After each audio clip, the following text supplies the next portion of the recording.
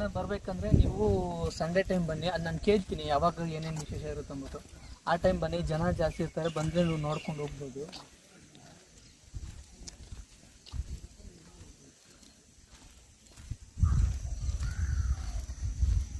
ಇದಿರೋದು ನಿಮ್ಗೆ ಎಕ್ಸಾಕ್ಟಾಗಿ ಒಂದು ತಮಿಳ್ನಾಡು ಮತ್ತು ಕರ್ನಾಟಕ ಎರಡಿಗೆ ಸೆಂಟ್ರಿಗೆ ಬಾರ್ಡ್ರಲ್ಲಿ ಇರೋದು. ಇದು ಬಂದು ಅದನ್ನು ಹೆಂಗಿದೆ ಅಂತ ಗೊತ್ತಿಲ್ಲ, ನಾವು ಅಲ್ಲಿ ಮೇಲ್ಗಡೆ ಹೋಗಿ ನೋಡಬೇಕಾಗುತ್ತೆ.